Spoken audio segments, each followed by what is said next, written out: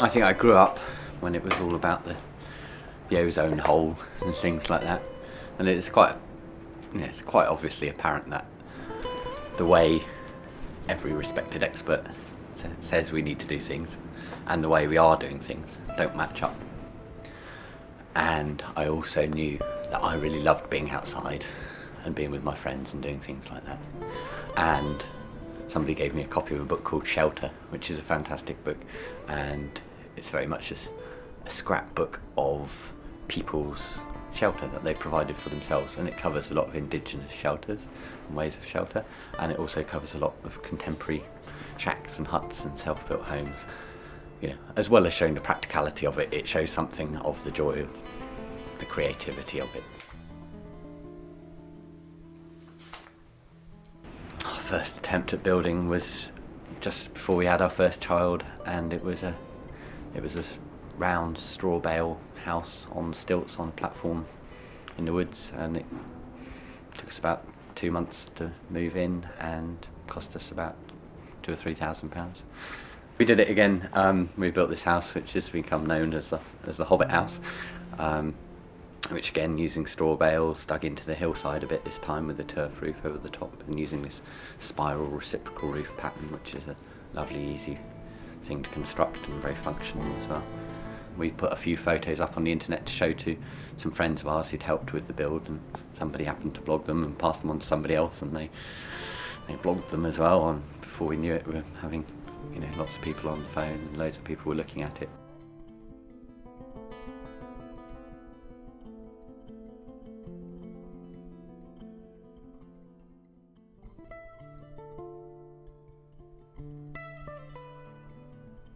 Well, what seems to happen if you get a major article is all the other news agencies and publications around the world, they just instantly ring you for the same story. And it has happened to us before, and we are prone to sort of ignore it, but we felt at the moment generally it was a good time to for some reason it's inspiring people, then it's a good time to take up the opportunities. So there was Channel 5 News, London Metro, Dublin Metro. I had a few photo agencies, Daily Express, Radio Dublin, and then Yahoo and MSN and Google News will put it on their front page, and so that made a million more phone calls come. And we are looking for people from all different backgrounds and through 7 age brackets, like the title suggests. And I came across you with the article that was on the Metro yesterday, and I was wondering if this would be something that would be of your interest, if you'd like to have a think about it. I think we've been in definitely over 100 things like that now. They don't generally pay. We don't ever bother to make a hard line with it because we just can't be bothered, really. It's really humbling and amazing. We hear from so many people, from London stockbrokers to native North American Indians, and from all around the world who can really associate with that. And I think that's really telling, that there's something there. There's some link to something which is within us, and I suppose really it's a bit of a desire to live a simple life. And the fact also that it got connected with the Hobbit thing, which was never our intention in the first place. I think that's again probably reflecting the same sort of thing, and maybe that's what Tolkien was portraying there, was humans living in a simple and honest sort of way, really.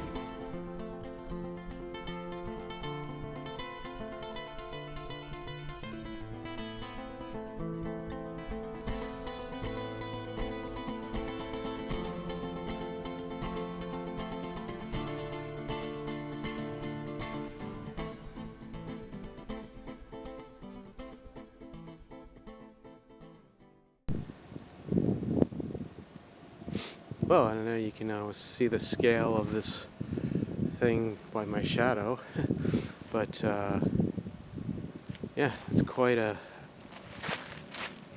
entrance, or quite a hovel or home. I could probably crawl in and stand up in there, and smaller a kid easily, So, let's see if I can give you a scale of it. My leg in here. So, here's the top. Here's my leg.